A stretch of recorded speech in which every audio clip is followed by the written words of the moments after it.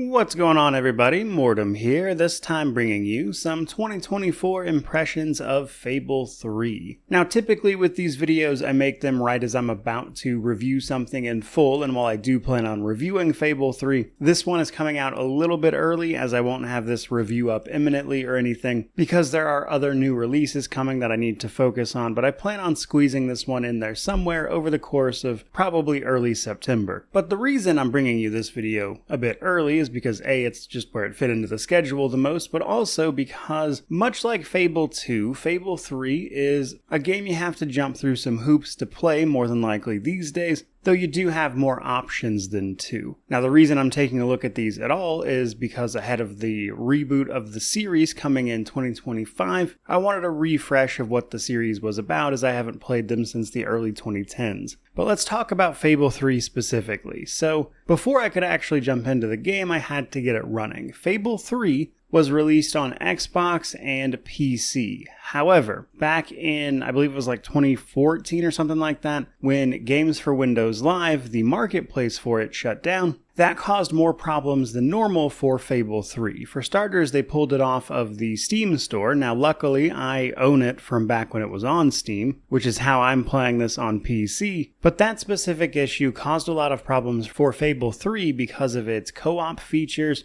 as well as DLC being distributed, so to speak, through Games for Windows Live, which means even if you bought the DLC, you couldn't actually install it without a bunch of workarounds, because the delivery mechanism for that simply no longer exists. Now, if you're on Xbox, this becomes much easier because Fable 3 is available via Game Pass, and you can also just buy it and install it, so there is that. Now, over on PC, assuming you own it to begin with, it is possible to get Fable 3 up and running flawlessly with everything working as it should, even the co-op. But it requires you to be pretty comfortable messing with files and moving things around. There's a pretty good guide over on Steam for it, but the really nice thing here is that you can get all the DLCs and everything working as well directly from Microsoft, as they are the ones who provided the files to make that possible. So as long as you're willing to jump through some hoops and move some files around, you can get everything up and running over on PC. But let's talk a little bit about the game itself. Now, what I remember from Fable 3 was enjoying some of the concepts, even if they were oftentimes, let's say, poorly executed.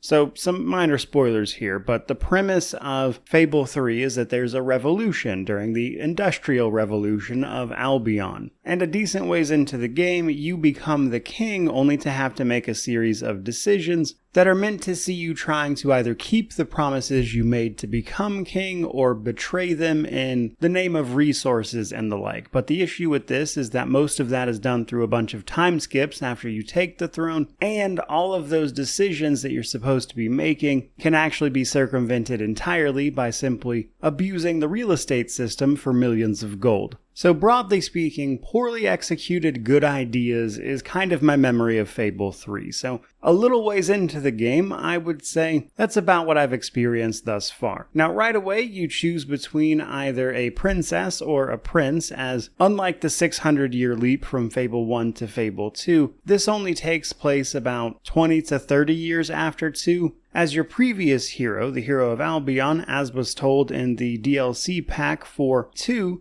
had a child who would become integral to the third game here with some incredible destiny. And that kicks off pretty much immediately, because after meeting our significant other, we learned that there was a factory worker killed by the guards in town. Things are reaching a bit of a boiling point. Everybody's ready to revolt against your brother, King Logan. And the intro to the game sees that finally hitting its flashpoint and everything bubbling over, with your brother even turning on you, forcing you to decide between killing your love interest or the leaders of the initial revolt. Now, no matter what you choose there, you wind up fleeing the castle via your advisors while rediscovering your parents' legacy of a hero of Albion, basically allowing you to do things like cast magic through the power of will and interact with the guild seal that gives you access to the sanctuary of this game. Now, right away, the sanctuary acts as a sort of stand-in for what would normally just be a menu, and that is something you'll see throughout Fable 3. For whatever reason, Fable 3 is really averse to menus. They insist on laying everything out in a 3D space and allowing you to just sort of walk up and interact with things, and it can feel very bizarre at times, because in order to save, you have to hit escape to be instantly transported to the sanctuary, because it's a menu, really, and then you have to walk up to the sort of window pane for the game options and go to save. And you do that for basically everything you would normally use a menu for. So you want to go to your inventory and change out a weapon or something, you got to go to sanctuary, you got to go to the weapon room or the armory and pick the one you want. It's also how shops work. You don't go up and talk to the merchant and hit a menu, rather you walk up to little pedestals that they've got their merchandise on. Now, for the most part, I think this does more harm than good, but there are actually a couple of things where I think it's kind of nice, like going to your treasury and seeing your piles of gold, and you can even get a reward chest out of that, and then the dressing room where you go to change out like your cosmetic armor options and hair and dye and everything kind of feels right, but for the most part, it's just kind of annoying. Now, after you discover Sanctuary, you have to go about gathering allies, of course, in order to overthrow King Logan, which is where the rest of the game kicks in. Though bizarrely, it takes quite some time to get your weapons handed to you, as you have to clear the initial couple of missions, and I imagine they did it that way because this introduces one of, I think, the more interesting systems in Fable 3, even if it is also a little poorly executed, is that your weapons evolve over time as you kill certain enemies or complete certain feats with them. They are able to take on different properties and stuff. Now, for some weapons, your hero weapons, these are just blank slates that you can take in any direction, and then more unique weapons have like set modifiers or objectives you can complete to gain extra benefits.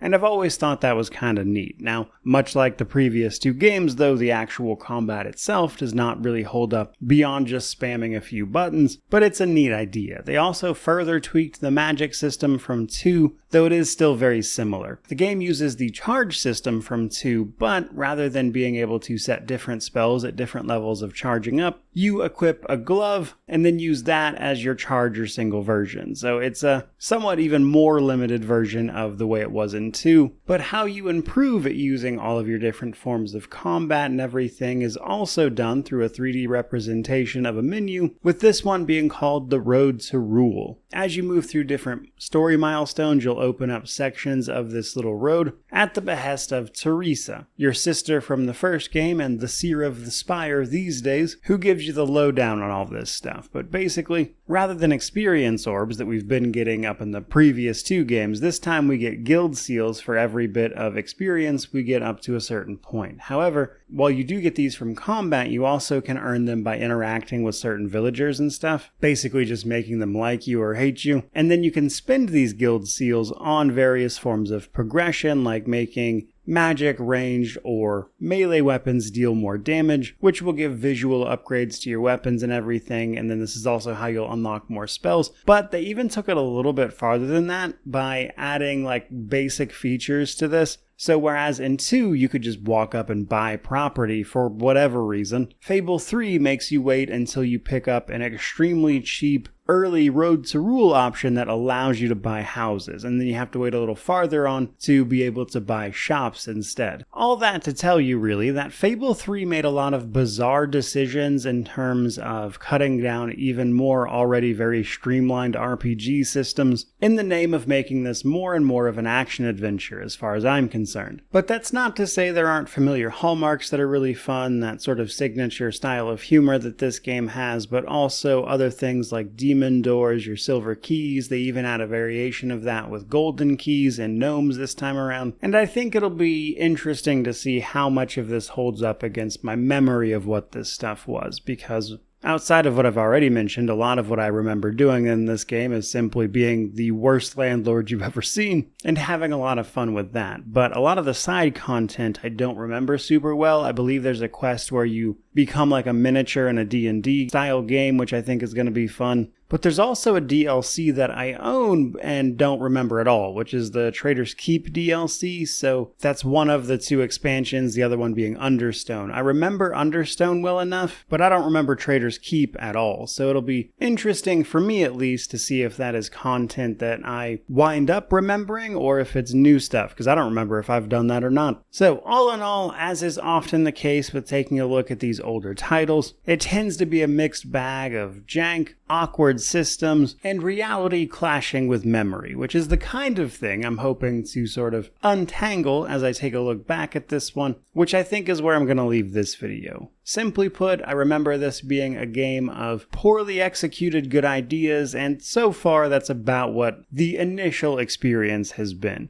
And we'll see how the rest of it holds up as I move to review the whole thing. But do keep in mind, again, it will likely be a few weeks before I actually wind up getting to review this one. It's not a terribly long game, I'm just busy with other stuff, and this was simply the most convenient time to release this video. But all of that aside, I hope you found some of this interesting. If you did, or you're looking forward to the look back at this title, by all means, like, comment, subscribe, and stick around. And in the meantime, let me know how you feel about Fable 3 or what your memories of it are, at least down in the comment section below. But regardless of all that, truly, just thank you so much for watching. I really do appreciate it. May you wander in wisdom and have an amazing day.